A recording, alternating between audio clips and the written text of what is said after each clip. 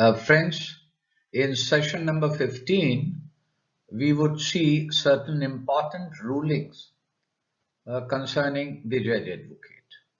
You would appreciate that a judge advocate is an integral part of the system of court martial, particularly in general court martial, summary general court martial, and district court martial. And it is for him to see that the trial is conducted in accordance with the acts and rules. He is the legal advisor to the court, and the prosecutor and the accused are also entitled to seek advice from him, uh, subject to the permission and clearance by the court. Now, the rulings which we would cover during this session starts with S.N. Mukherjee's case, where the court held that the judge advocate plays an important role during the course of a trial at general court martial. He is enjoined to maintain an impartial position. The court martial records his finding after the judge advocate has given his opinion upon the legal bearing of the case. And this indicates that before the stage of finding after the evidence has been led, then the judge advocate reads out his summing up in open court, and that indicates the law which governs the charge and also the position of evidence in that matter. The other significant case is of Charanjit Singh Gill. The citation is in front of you, and there it was held that judge advocate theoretically performs no function as a judge, but it is equally true that he is an effective officer of the court conducting the case against the accused under the Act. Therefore, theoretically, he has no authority, he has no power to decide whether the accused is guilty or otherwise. But nevertheless, he plays an effective role in the court during the entire passage of the trial.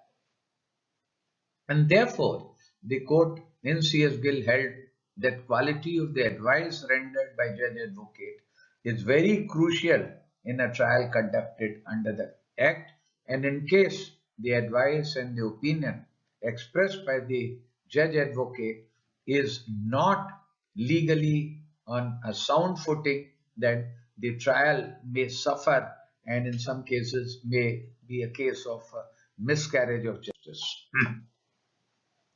An issue rose during the trial about the rank of the judge advocate, and it was held that if an officer lower in rank than the officer facing the trial cannot become part of a court martial, the officer of such rank would be equally disqualified for acting as a judge advocate at the trial before a GC.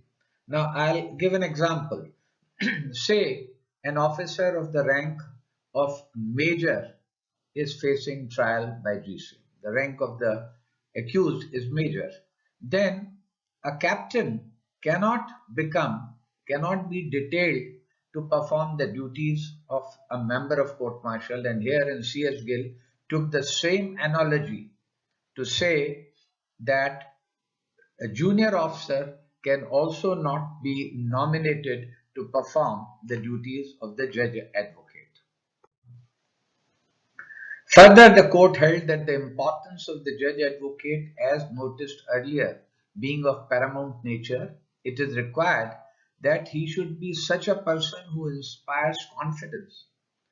He should not subject the officer facing the trial to humiliation, because the accused is also entitled to the opinion and services of the judge advocate. Now, this decision should be seen in the backdrop that the court and judge advocate are entitled to put questions to a witness, and in certain cases, accused may well be leading the evidence and be in the shoes of a witness at his own trial.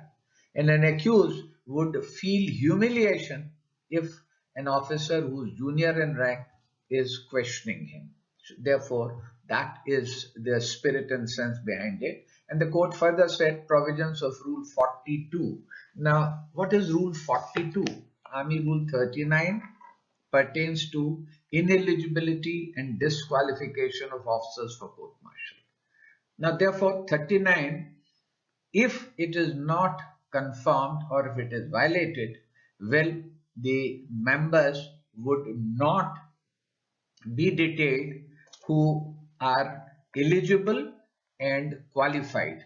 It would be a case of ineligibility and disqualification. That's 39. And 40 talks about composition of court martial, that is, which is not obligatory, but it is desirable. Now, the court in that wake wrote that provisions of Rule 40 Clause 2 are not mandatory. Why? Because they give a discretion to appoint a member of court martial or a judge advocate who is lower in rank than the officer facing the trial, under the circumstances specified. And what are the circumstances? It is said that convening officer will give a certificate that officer of such rank, means proper rank, are not having due regard to the exigencies of public service available. So if there is a situation when officers of the requisite service are not available and this has been so certified by the convening officer, well, it is permitted. The officers of the junior rank can sit in the court martial. So the court here said that Rule 39 admittedly has no exception and is mandatory, whereas 40 Clause 2 is not mandatory. So the Supreme Court distinguished between 39 and 40. I would also like to make it clear that a publication called Military Law Then, Now and Beyond, you may like to refer to it, see it, and this has got number of interesting articles in this regard. The cover page of the book on the reverse carries a citation of Union of India versus Major A. Hussain, where the Supreme Court had held that court martial remains to a significant degree a specialized part of overall mechanism by which the military discipline is preserved. Court martial discharges judicial functions and to a great extent is a court where provisions of Evidence Act are applicable. It is manifestly clear that the procedure prescribed is perhaps equally fair, if not more than a criminal trial provides, the procedure which it provides to the accused. Now, moving further, it was held that a judge advocate appointed by the court martial should not be an officer of a rank lower than that of the officer facing the trial, unless the officer of such rank is not available, and this would need to be certified if the officer of a particular rank is not available by the convening officer in a certificate along with the convening order.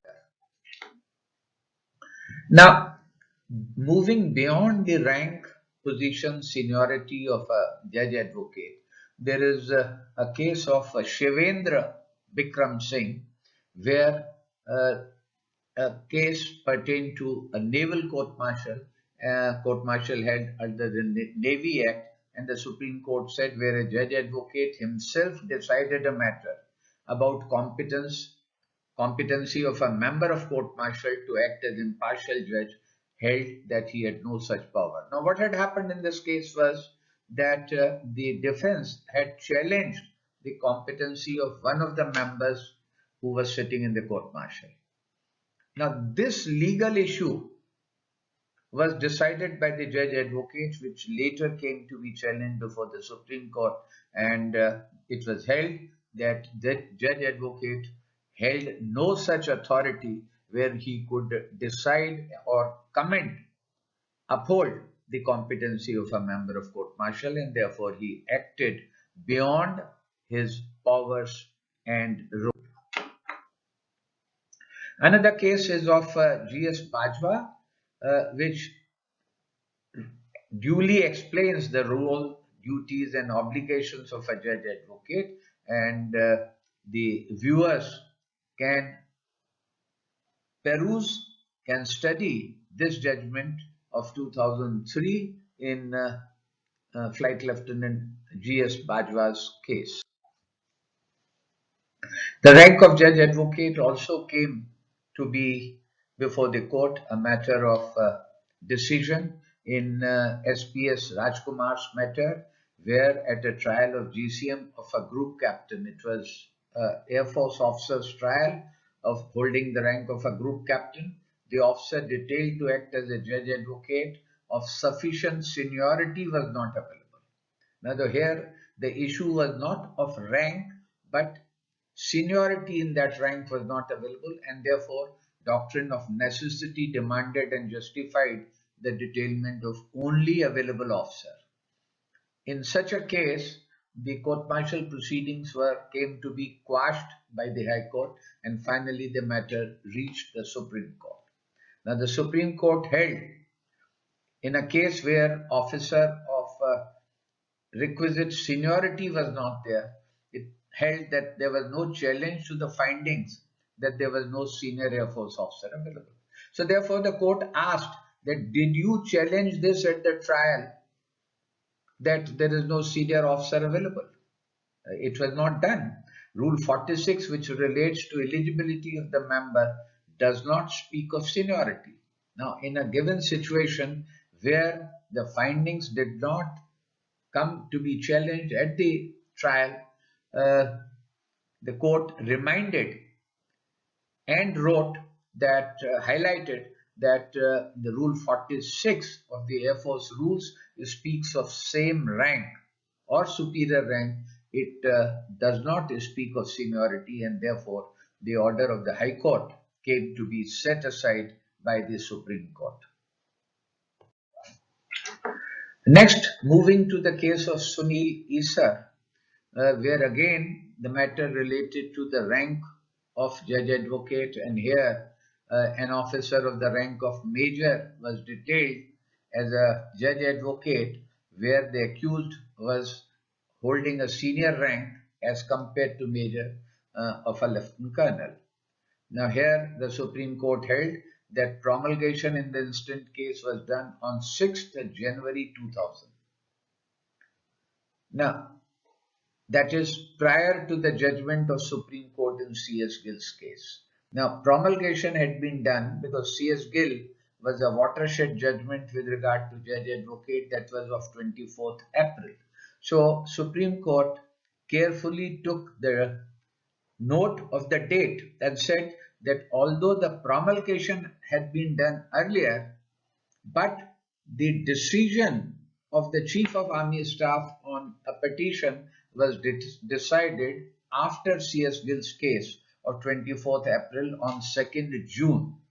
And they said that since it has been done later, therefore observation in C.S. Gill would not assist the Union of India, and this was very clearly indicated by the Supreme Court in this matter relating to Sunil Isar. Next to be highlighted is a matter relating to Babita Punia, where the matter did not concern the role or duties of judge advocate, but it concerned the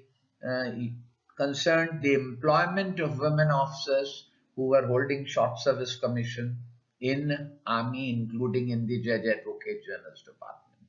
So the matter concerned claim for permanent commission by the officers who were engaged in short service commission officer and were serving in Army. There was a policy letter issued by Union of India on 25th February 2019 granting short service commission to women officers and gave them entitlement to grant of permanent commission in 8 different arms and services in addition to JAG and AEC.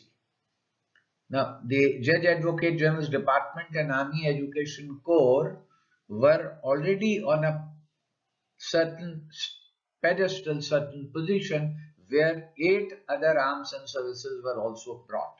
and Supreme Court held that the policy letter is applicable to all women officers currently in service, irrespective of their length of service, and this decision came to act and thereafter follow and to be held as an important milestone decision on gender equality. And this is citation is Secretary Ministry of Defense versus Babita Punia. In the end, it is emphasized that Judge Advocate General's Department is pivotal to the maintenance of discipline. It is indicated in their role and duties in the regulations for the Army, and therefore, rendition of legal advice in the Army comes to depend to a very large extent on the performance of duties by the JAG departmental officers. Thank you.